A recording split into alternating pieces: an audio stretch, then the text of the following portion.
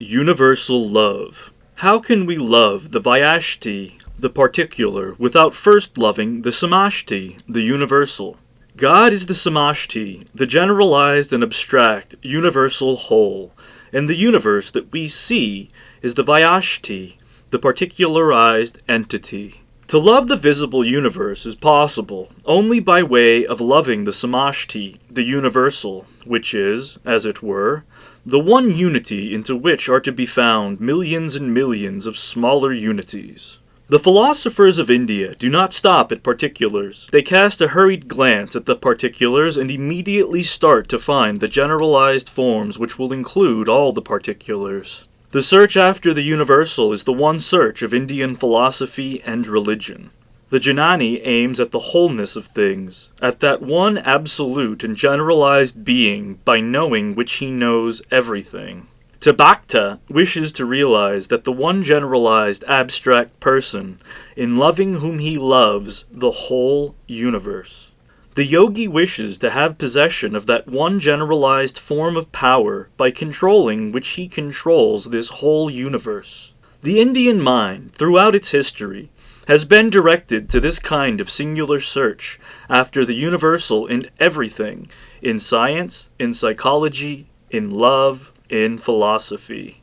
So the conclusion to which the Bhakti comes is that if you go on merely loving one person after another, you may go on loving them for an infinite length of time without being in the least able to love the world as a whole. When at last, however, one arrives at the central idea that the sum total of all love is God, that the sum total of the aspirations of all the souls in the universe, whether they be free or bound or struggling towards liberation, is God, then alone does it become possible for one to manifest universal love.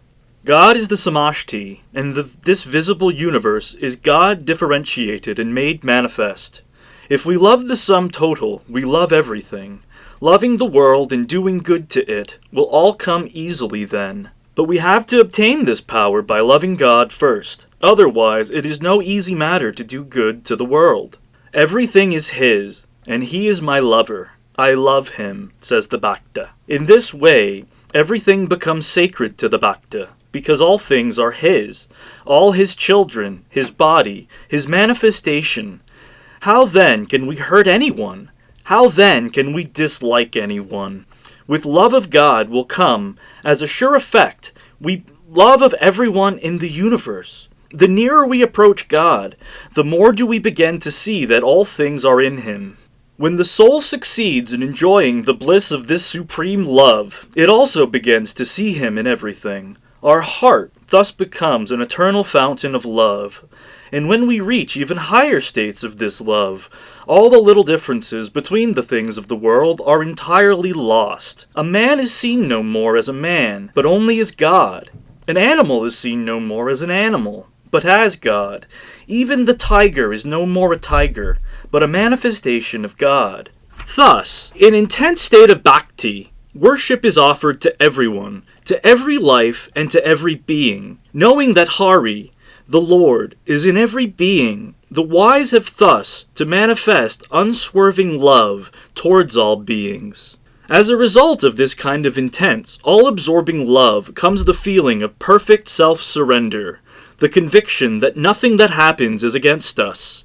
Then the loving soul is able to say, if pain comes, "Welcome, pain!" If misery comes, it will say, "Welcome, misery! You are also from the beloved." If a serpent comes, it will say, "Welcome, serpent!" If death comes, such a Bhakta will welcome it with a smile. "Blessed am I that they all come to me," he will say. "They are all welcome." The Bhakta is in this state of perfect resignation, arising out of intense love of God and of all that are His, ceases to distinguish between pleasure and pain insofar as they affect him. He does not know what is to complain of pain or misery.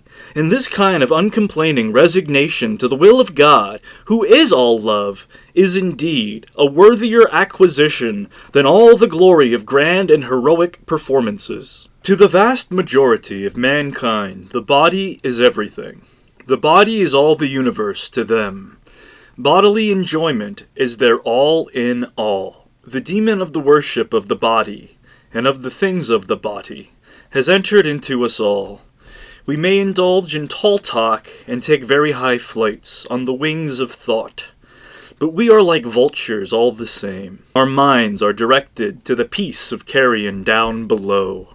Why should our body be saved, say, from a tiger? Why may we not give it up to the tiger? The tiger will thereby be pleased, and that is not, after all, so very far from self-sacrifice and worship.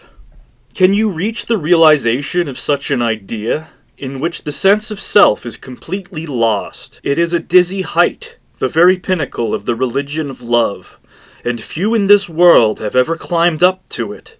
But until a man reaches that highest point of ever-ready and ever-willing self-sacrifice, he cannot become a perfect Bhakta. We may all manage to maintain our bodies more or less satisfactorily for a longer or shorter intervals of time. Nevertheless, our bodies have to go. There is no permanence about them. Blessed are they whose bodies are destroyed in the service of others. Wealth, and even life itself, the sage always holds ready for the service of others. In this world, there being one thing certain, namely, death. It is far better that this body die in a good cause than in a bad one. We may drag our life on for 50 years or 100 years, but after that, what is it that happens? Everything that is the result of combination must be dissolved and die. There must and will come a time for it to be decomposed. Jesus and Buddha and Muhammad are all dead. All the great prophets and teachers of the world are dead. In this evanescent world, where everything is falling to pieces, we have to make the highest use of what we have, says the Bhakta. And really, the highest use of life is to hold it at the service of all beings.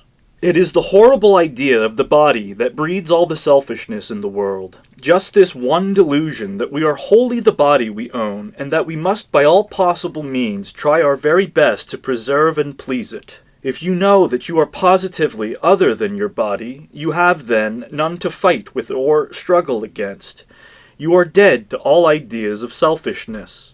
So the Bhakta declares that we have to hold ourselves as if we are altogether dead to all the things of the world, and that indeed is self-surrender. Let things come as they may. This is the meaning of thy will be done.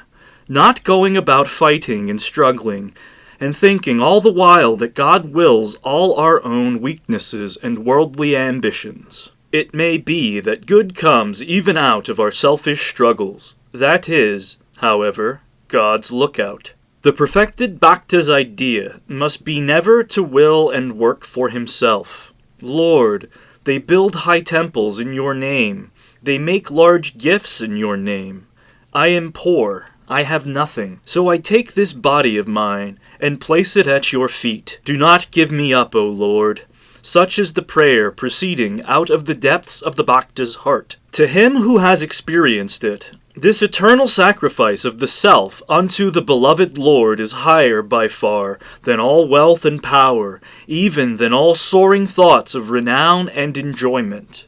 The peace of the Bhakta's calm resignation is a peace that passeth all understanding and is of incomparable value. His self-surrender is a state of mind in which it has no selfish interests, and naturally knows nothing that is opposed to it. In this state of sublime resignation, everything in the shape of attachment goes away, except that one all-absorbing love for Him, in whom all things live and move and have their being. This attachment of love for God is, indeed, one that does not bind the soul, but effectively breaks all its bondages.